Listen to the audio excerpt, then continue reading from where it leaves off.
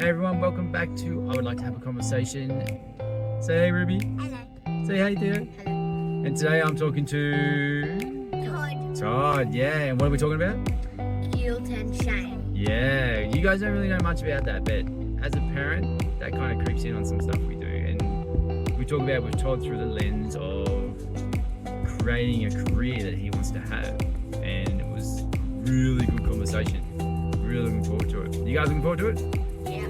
Yeah. Alright, see you later. Bye. Hey everyone, welcome back for another episode of Like to Have a Conversation. I'm here with Dr. Todd. Theo's loving calling you Dr. Todd too. He's got, he just says all the time, "You talking to Dr. Todd today?" I'm like, yeah. So we were messaging back and forth a little bit this week. Oh, it's real. Last night for me, and early morning for you. And we're like, what do I want to talk about today? And you brought up a really good idea. I was curious as to what made it come about. So do you want to share about what it is you want to talk about and where it kind of came from? Yeah, so it's interesting. We were just getting into it like before this, but I tend to want to talk about things that are present to me. But it's been years in the making to kind of set the stage as far as, and I think we talked about this with finding direction in the clinic, a couple of episodes back, and really feeling that momentum and having a clear vision of where I want to go.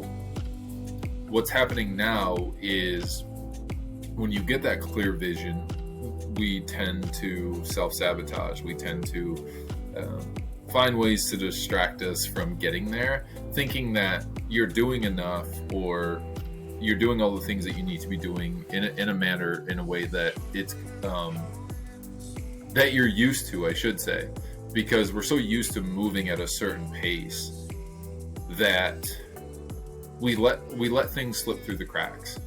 And I'll just use the example. Last weekend, one of my other mentor, Chris, as I'm navigating working with him and building this business, I noticed that there were a number of things he was like expecting that I wasn't necessarily meeting to the degree that he wanted me to meet him at, and at this and even though I was doing them, he made it very clear to me on Friday when we had this call, or no, it was actually before that. It was like the week before that, when he asked like what it is that I really want. How I want this clinic to turn out, like the money that I want to have, etc. He says, I feel like the problem that you have is that there aren't any consequences. And that like just smacked me right in the face. And he was right. If I say this is what I want, and on a very personal level, I am struggling with depression. I am struggling with not having like my bank account, not having my life be where I want it to be, then why am I not taking massive action on the things that are going to move that forward, and only that? What am I being distracted by? What am I why am I not just doing these things? And essentially when he proposed it in a way of consequences, I end up taking it to a very like deep, dark place of massive consequences, like losing my family, losing my boys, losing my wife. Like I take it to that point and I bring that to the forefront so I can live in that pain. So it drives me to take action. And what was really cool was this was a big part of the conversation I had with Dr. Stacy. And as soon as I said it out loud for both of us, it hit us both. Not having consequences,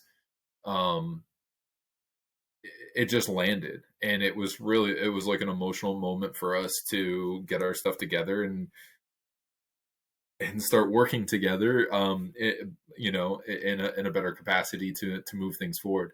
Now, where does the guilt and shame come in? And what I found was I caught myself, or I end up getting into these cycles.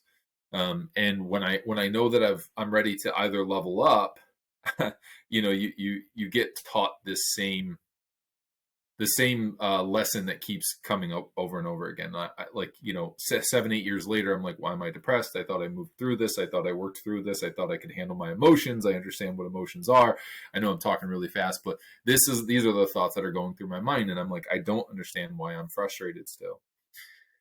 And part of that was because when you and I discovered what I really wanted, that created another step of clarity, which was driving my brick and mortar business to a point, to a new level.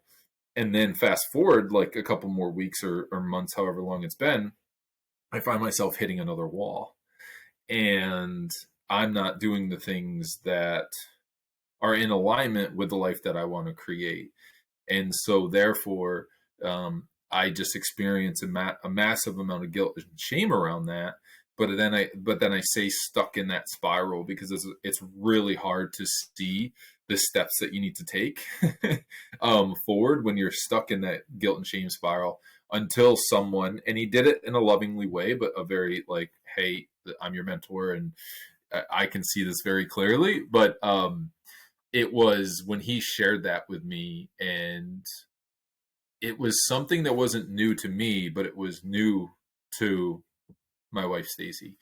And the reason why it wasn't new to me is because I do things like deathbed meditations. I do think about, not to try to bring them into my life, but I think about these worst case scenarios so I can be prepared for them in an emotional way and in a physical way, whatever way I need to be prepared for them, because I don't ever want that to happen. But at least I've gone there and I understand what can happen if I'm not living in alignment and being the man that I want to be for my, family and for my kids.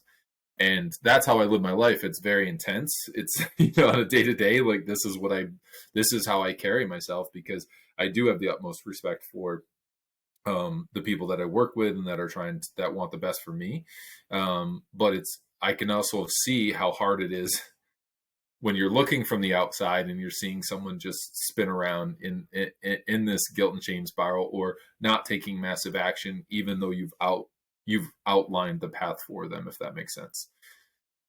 So having said all that, that's where I'm at, is like, I'm reflecting on kind of moving past this, this guilt and shame spiral that I was in, because I wasn't actually taking action on the things that I said I wanted, and not in a way that is going to create immediate and drastic results, which is also what I'm looking for. So my expectations are high, but my actions weren't meeting those expectations. So it's cool. Like, it's a deep conversation, and like for people listening, like Todd's talking about it in the sense of his business, but you can talk about this in the sense of transforming your life in any avenue. It's like, what is this thing that's stopping me from achieving the stuff I want to achieve? And it's funny you bring it up, because last week I did my talk for the summit that we've got coming up, and I was talking about this exact thing, and it's kind of like, cool, you're jumping in the boat and you want to set sail on this adventure, which is in your sense, your business. You want to go this way, and you're at the steering wheel, you're looking at it, the wind's taking the sails, this looks great. And as you're going, and all of a sudden it's just like, bang, you just don't get anywhere. Like, what the hell's going on? And you turn around and you see the anchor's down. So you run over, reel up that anchor, go back to the steering wheel and go again. A little bit further, bang, something happens again. And as you turn around, you see this dark figure just running through the shadows. And the analogy I have is like, it's you, where it's your shadow self. The way I was taught is the Bound Nature from BG and the mindset coaching stuff. It's this version of you that is so shit scared, which is the part of your brain that is so scared of you wanting to change, because the brain doesn't want change. It'll do whatever it can to keep you where you are, because it knows these feelings. So the shame, like you mentioned, the shame guilt spiral, that's the same kind of stuff I've had. And it wants you to stay there because it knows it. He's like, I know these feelings. I know what this feels like. So this is cool. This is comfort for me, which sounds really weird because it doesn't feel good. But then the brain is like, this is what I know. I can handle this. So if you look at that in an analogy, it's like you see that shadowy figure and it's you, but it's the scared version of you. And it's a saboteur, but not in the sense of like, I want to fuck you up. It's like, I'm scared. I don't want you to go. I want to keep you here. And like following on with that analogy, it's kind of like, which is what we shared when I did the quitting caffeine episode.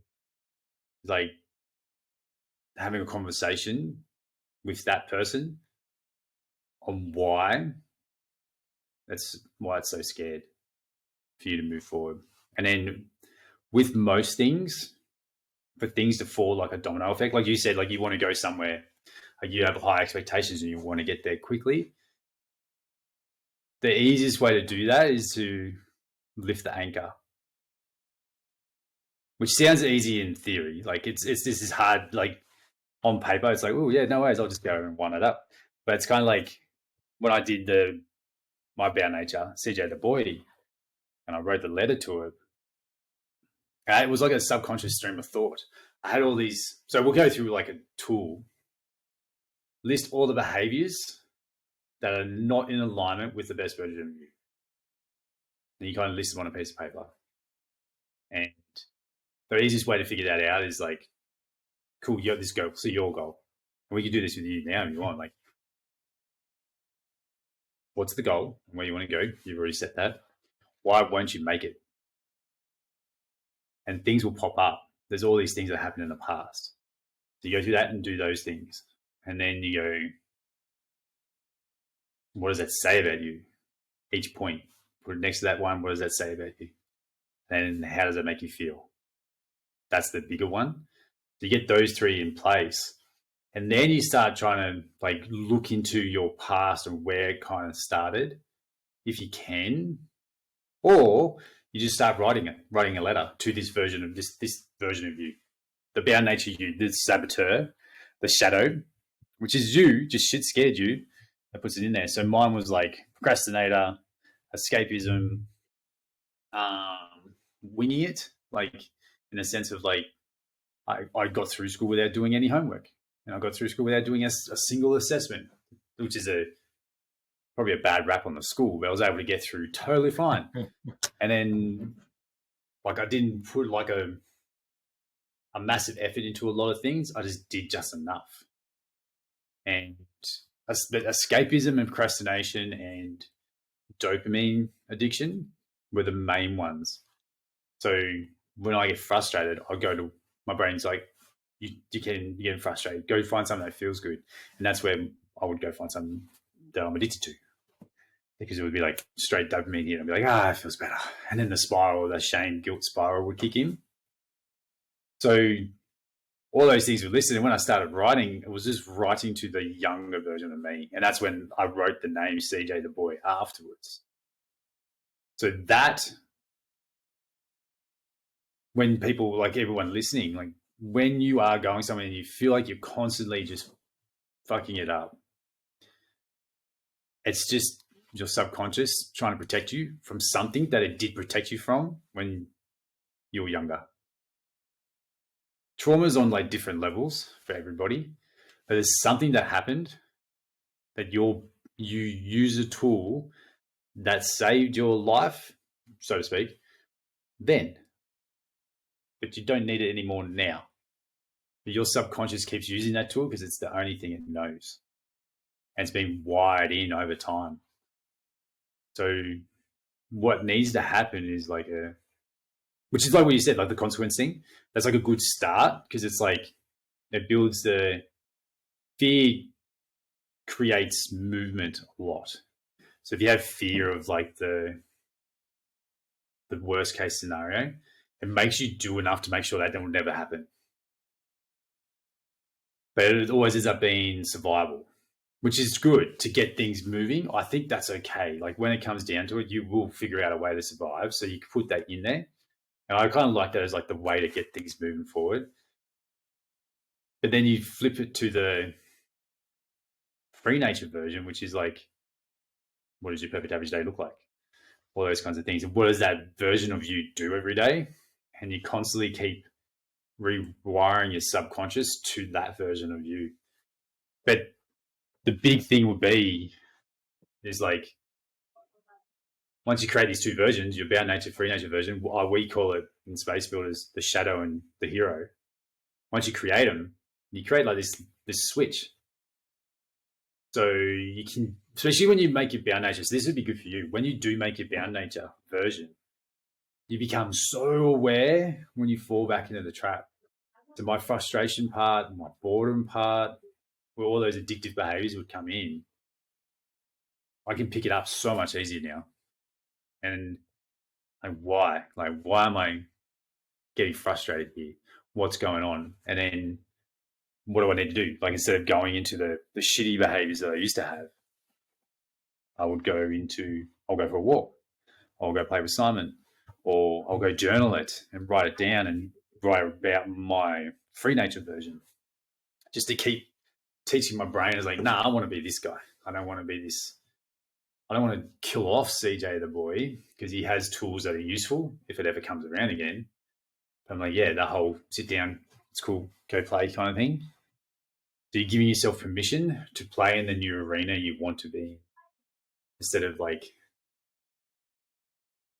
feeling bad about the bound nature, because it's not bad. It's going to be helpful in the future for some reason.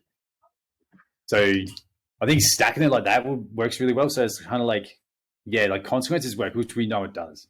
We've talked to people and it's like, say in the transformation, like, where do you want to go? How excited would it be there? All that kind of stuff you talk about there. It's like, what happens if you do nothing about it? Like, it's called like ripping the rug out. If you do nothing about this, what does it feel like then? 10 years from now, everything's still the same. That creates movement. And then once you get moving, I think the energy shifts, or needs to shift to a more aspirational version. And then talking in the sense of like, you've already achieved it. Like, you literally journal every day. So for me, it's like taking snippets of my free nature story, like a paragraph or whatever, and just journaling about that and saying, why is this true? And just doing it over and over and over again. And then things just kind of, it's really weird and it sounds really woo-woo-y, but things start falling into place then, because it stops being a force, which a fear-based start is force, which is cool. It's movement. It's like pushing a rock up the hill. That first push is hard, so you need force. And then you figure out the most energy efficient way to do it, which is the flowy kind of thing. So yeah, it's super. So many people listening to this will need to have this conversation. It's funny, like with Space Builders, we're literally called, like, our tagline, which is what we want to do with parents, is like, we see you trying really hard to do all this stuff and we see it not working. Let's have the conversation no one is brave enough to have. Like, figure out why these things aren't working and what to do about it. And it's so much across the board. And it's like the one thing, which is just up here, of like rewiring the story. You know, that was a big tangent, but not tangent. But does that make sense? I appreciate you taking me through that aspect of it in a more practical way to work through it for myself. I know you've spoken a lot about like CJ and this like alter ego, or for lack of a better term. Yeah, I'm starting to see that more, because I see how much I've shifted over the years, you know, from somebody who drank to somebody who doesn't, and all these different things I'm slowly working on, all the while trying to be gentle in ways, because change is hard and change is difficult. But, you know, this is also, you know, coming from a mentor that has for years has heard me talk about like the frustrations. And so, but it's not to discredit like all of the work I've done, you know, in the past 7 to 8 years, because come a long way, but it makes sense to, sit down and acknowledge those things, because I recognize all the same patterns, like when I'm trying to escape, when I'm not, feeling comfortable in my own skin. I have my own take on boredom. If I could do anything, it would be literally to get rid of the word, because I just don't. This might sound weird to people. I don't think boredom exists. Go into that. Let's talk about that. What do you mean? Well, I kind of took it and expanded. I kind of took it and expanded upon. I remember my father used to say, because and I was young when this was super impressionable, and I just would, I don't know, I walked up to my dad and I would be like, I'm bored, I'm bored. And his response, I'm telling you, I must have been like 7, 8, so pretty young. And he goes, well, if you're bored, it's your fault. And I was like, woo. But over the years I sat with that, and I realized that I just don't think boredom exists. I think that if you can't be with yourself, we came up with a term called boredom to identify this space of not being able to be with ourselves, but really it's a distraction in and of itself. Yeah. Because if you can't literally sit and be at peace, because I think the term that we're looking for is peace, it being or being, with yourself. And to me, the idea of boredom is really just you distracting yourself. It's like a step before actually distracting yourself with something or consciously choosing to do something else. It's that step of really just distracting yourself. So you're not bored. You're just trying to figure out, do I actually want to go do something consciously or unconsciously, or do I want to sit here by myself? And so you're really just deciding. You're not bored. Yeah. You just have a decision to make, and you're not making the decision.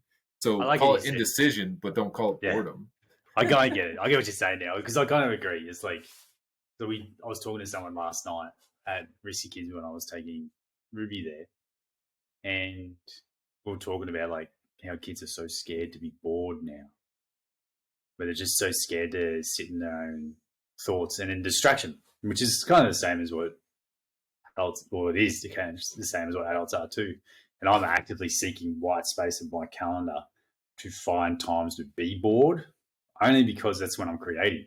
I'll think of things to help people or whatever. Then, otherwise, I'm just constantly like moving through shit. So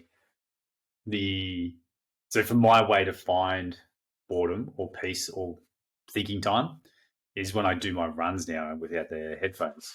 So I'm not distracting myself away from the run. I'm just like, even in the garage gym now, I even train without any sound or anything. Just completely silent and just thinking while I'm doing stuff, and I'll run in here and write shit on the whiteboard. Kat wigs out. She's like, I don't know how you do it. It's insanely boring. I'm like, yes, it is. And I want to stay on this because you brought up like another point to expand upon where I was going with that. I just saw an article about this one woman in particular, but I've been seeing these articles about people, and I'm going to use this term that might be offensive, and it's a sexual term, but they're raw dogging long flights. They're calling it. Okay, so they're going no headphones, no reading, no nothing. They're just. I saw this as a thing, yeah. Okay, yeah, and so the latest article I saw was like this woman who it was just like these deep, dark thoughts, and I'm like, you're just experiencing being with yourself for an extended period of time because you're so damn distracted. So like all of these, how the media always tries to portray something like negative or, these headlines, but I just laughed because I was like, oh, so you're actually spending time with yourself, and yeah. And you know what, now that I think about it, I guess like even on a deeper level, what my dad probably meant was if you can work through all of that, like, I don't want to go do anything. I don't need to go do anything. I want to sit right here. And you still can't be okay with yourself, then that boredom just rings from somebody who is just, maybe you're not, like, maybe you need to go live a different life. Maybe you need to live a more exciting life or, have better thoughts per se. So if you're bored of like yourself, again, I go back to my dad. It just stuck with me. It's like, well, it's your fault. Like, just like go figure it out. Like, And ever since then, like I catch myself because sometimes it's habit. But I rarely will say I'm bored, because as soon as it starts to come out, I go through that checklist. I go through that checklist of, basically it's like, all right, well, am I just trying to distract myself from being with myself? And that's it most of the time, because then when I just sit there and I breathe through it and I work through it and I let my thoughts, move, flow like a river, and I'm like, I'm not bored. I was just nervous about what was going to come up.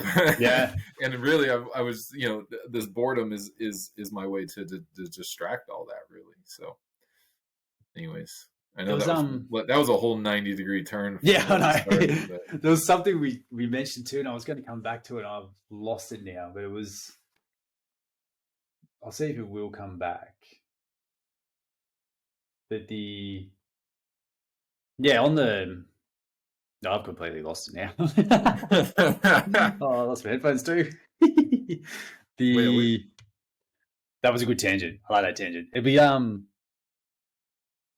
swinging back to like the unconscious blocks or whatever. Yep. Like sense of boredom. Boredom is my bound nature. So when I'm like scared of boredom is part of my bound nature, and then my free nature enjoys white space is the way I wrote it. Enjoys just time to do shit. So it's like flicking the switch. It's like, oh, I'm getting bored. It's like, no. It's white space. It's good time. It's fun time. So it's like, it's really simple, but it takes a little bit to get used to the idea there's a gap between the input and then the output. There's a little gap in between there when you can process just a moment in time where you can decide whatever the action is you're going to take. And I think for a lot of people listening, all 6 of them, if you kind of like, this is literally the anchor that prevents you from achieving anything you want to achieve. And once I figured this out, I was like, fuck, like, it's one of those things I wish I knew this like 10 years ago. And understanding what it is that was the thing that protected you for so long, and being okay with it and sitting with it, like we're talking about with the boredom thing, those thoughts that come in is the subconscious coming in to tell you a story. You can write a different story and shift it to where you want it to be. You don't have to keep falling into the same spirals and stuff. And this is where I was going to come to. It's coming to me now. So you mentioned the alcohol thing, and like, I quit alcohol because I was an alcoholic. I just quit caffeine, and I had to cut back from really hard workouts and shit like that. So the one thing I'm doing with my free nature is I've started changing the story of like, absolute freedom for me will be able to sit down at a fire in the backyard and have a glass of wine with Kat, knowing that I can have one, I can go back inside, and I'm done. And I, like, BG planted that in my head. I was like, because then it goes from like me being like, I can't. I'm putting up this huge barrier, and it's not like it's hard anymore. It's easy as shit. But I was always this barrier, like I can never go back there because I'm scared.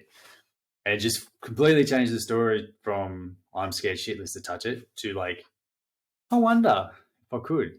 And it's just changed, and everything calmed down. Like I went because I went for a run with Kat, like literally a couple of days after I had this convo. I was running with Kat, and I was like, so you're working on this stuff. Because she was never with me before. I was like, when I was an alcoholic, she only met me afterwards, and she hears all the stories, and she's like, there's no way we would be together.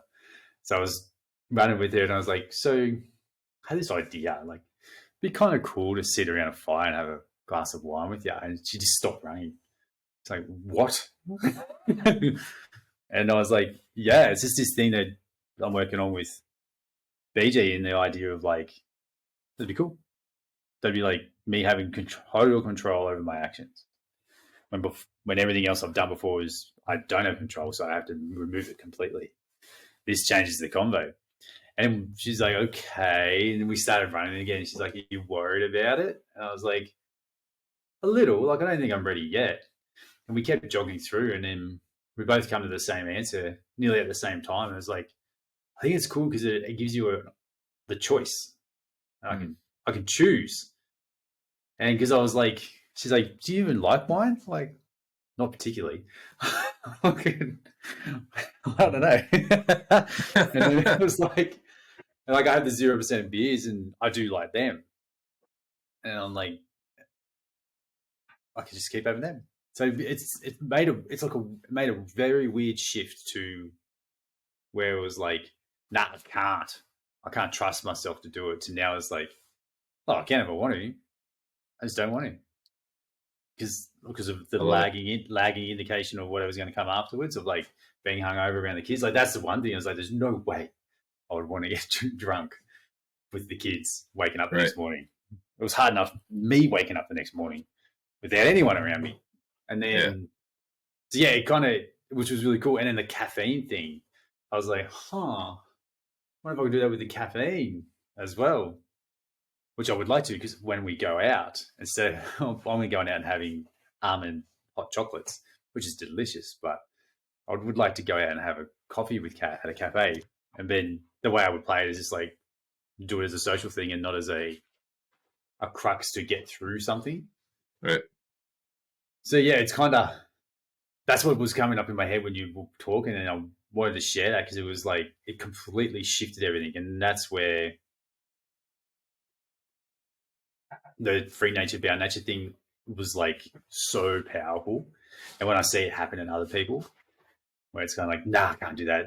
I just get to, I'm all or nothing. I get addicted, which is just a story, which is usually what my story was. And now it's just like, I get to choose or do as much as I can through the constraints I put in place, or whatever it is. I don't think there's a big takeaway from that or not, but yeah. Well, I think, I believe that there is, I think there's probably an initial level that many people are going to want to view this on. And that is the idea of creating a different future, right? And so seeing that future, and in your context, it's how we're able to shift our view of this future of the bound. And I'll get to the bound nature versus free nature, because I think that's a deeper discussion after we can get people to visualize this new life and begin to accept that it's possible. And I think, like, working with people, and you can correct me or tell me if it's different, but that is one of the biggest things that I see that people don't realize, is they don't think this new future is possible. Yeah. And then as they do, and their life begins to change, and thanks to you now after this conversation, bringing in the concept of bound nature versus free nature, I think when people are ready for it, allows for them the opportunity to see how much, which can be overwhelming for people, but how much, and there are going to be some scientists who argue that we aren't in control, but that we do have that much agency. I will say something, because I think it'll be important for you. I'm going to let you finish off, because you've had some really profound things. There is one, and I'll mention him. I can't remember his name on the Instagram, but he's actually like the Weight Watchers doctor, and Dr. Arnolfsky or something like that. And I haven't had like the balls to, or the you can edit that out. I haven't had the to want to call him out, but the way that he communicates about obesity and how it's not a choice, and I feel like he's just pulling this like agency away from people. And I'm not saying that there's not a lot of psychological variables that go into someone, or even genetic variables that do go into making it extremely hard for someone to lose weight. I'm not discounting all that, nor do I have the education that he has on all of that right now, as I look to hopefully get some resources from him and try to see where he stands on it. But I think it's really important that we don't take that decision and that power and that agency away from people either. And I think he's tiptoeing that line when he communicates the way he communicates about this stuff. And of course, him being a huge advocate as a medical doctor of, the GLP-1 antagonist. So I'll just say that maybe he hears this and listens and we can call him out. But I also want him to know, like, I don't have the education information that he does. I just, from this conversation, I think it's so important how much agency we can develop when we start to understand our own mind and understand, our shadow it does take a huge responsibility to show up in that way and be that to be that in control. I'm probably using the wrong word. And that can be overbearing for some people, all that change at once, which is why we teach people that, let's work on small changes at a time. But I'll leave it at that because I feel like I just kind of took us in a weird turn there about calling somebody out. But anyways, just going back to the agency aspect of things and working through all this and being able to make decisions for ourselves. Well, what you said about this doctor, think about how powerful stories are. Nothing against this doctor. He can come after us if he wants to. But imagine if you remove hope from someone. That's pretty much what a statement like that says. Like, you're completely removing any chance that they have in their brain that they'll be able to make a change, that they have any control over the change they can make. Yeah, it's very, very hard. It's very, very challenging. And maybe it's true. I'm kind of on the same fence as you. I don't believe it's true. Like, I think everyone can change their story. And removing that hope just feels so wrong to me. Like, imagine a society without hope. Like, it's just destructive. So I see those messages all the time too, and I want to go into like ranty tanty. I'm like, this is just a shit message. It's like, yes, weight loss is 100% hard. Yes, and some people have it way harder than others. But they're the transformations that count. Like, all transformations count, but the ones that have it really challenging and they still do it. They still show up because they have hope that it will change. That's powerful. They're the ones that move needles and change the world and do all that kind of stuff because they create a transformation through so much adversity and so much stuff that they learn so many tools that they can pass on to other people. Versus the person who can fly through it and gets it really easy. They don't have anything to teach because they didn't come up against obstacles. It's only when you come up against obstacles that you have something to teach somebody else because you've overcome a thing, a block for yourself in a unique way that you can probably pass on. So it's kind of, that just sort of fired me up too. Like, it's just a removal of hope. And when you take hope away from people, it's so detrimental. Like, it's just like settling in life. I was talking about this with the lady I was talking to at Risky's last night, where it's like, because we were talking about intimacy with partners and connection and all this kind of stuff while kids were upstairs mucking around. We talked for like 45 minutes and it went super fast. But then we were both just like, no one has these conversations. Oh, there is people that listen, not no one, but a lot of people don't. And I don't want to put words in people's mouth, but I sort of think like there is that lack of hope and excitement. And that's just why I lean on adventure a lot. Because it's like it's a very easy way or simple way to bring in that excitement and hope into your life if you feel like there is none there. It's like, go find something that creates adventure. And let's be honest, like, parenting is probably the world's greatest adventure anyway. It's just a different kind of adventure. Right. Same with building businesses. I think that's why we gravitate to it so much. The hope and the dream of making it work is what drives us to keep doing it. And the exciting part is like fuels the fire, the ups and the downs and all that kind of stuff. It's all the problems we overcome to get to where we want to go, and the setbacks, all that kind of stuff. All that shit lights me up. I love talking about that stuff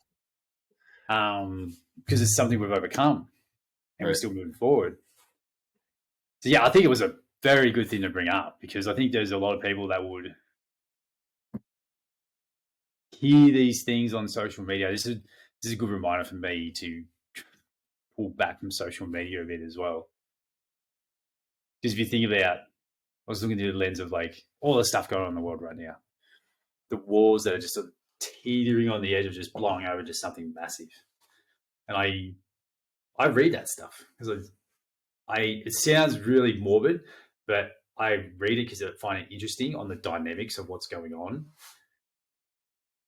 And then Kat's like, how do you read that stuff and just not just go into a massive hole? And hope, like, if I need to pull back, because when I start reading it too much, I'm like, oh, the world's going to shit. And it's just like losing hope. And you need to pull away from that thing so you have that capacity to dream again. And like you said, like, it is really hard for people to dream. We've got to finish soon, I know, time-wise, to dream about a future that they can't see. And to finish off, I reckon, be bold.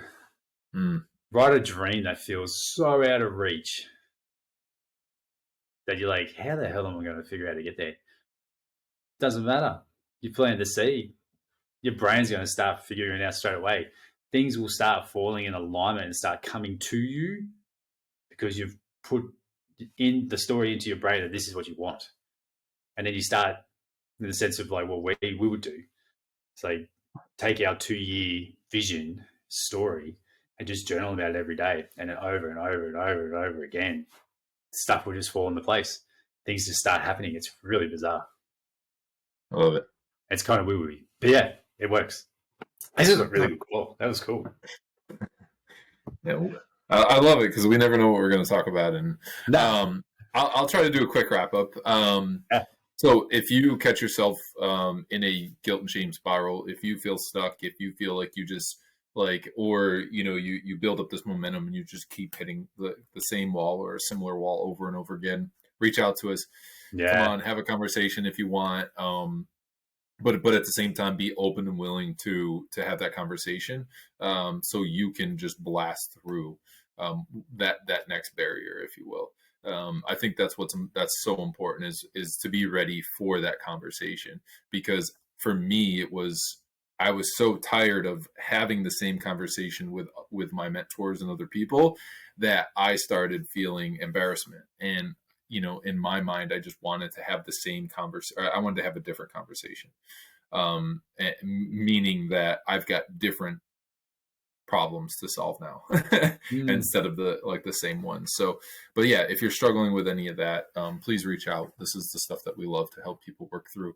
And and like, I'll leave it at that. We're not perfect, so the shit that we're missing in our action steps that we're showing up for, that we are meant to be accountable for, and it's just us learning to flip the switch like everybody else. Yeah.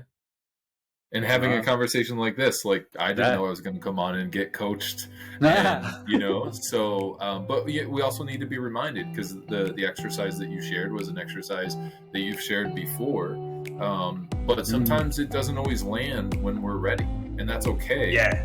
But this is the reason why we had this conversation. This is the reason why I brought all this up, because now this lands for me, to be able to go have a conversation with, this other version of myself who, I used to think I was saying bye to them, or they were like the part of me was dying. But through my spiritual work, I understand more now. Like you had said, it's more about integration. Let me take from them things that are useful, and then let's just put these other things on the shelf.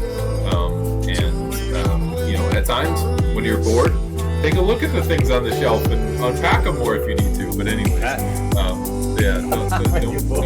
don't cry to me when you're bored, because I'm going to tell you. Like and subscribe, all that good stuff. Yes. I I'm gonna get better at putting stuff in the show notes.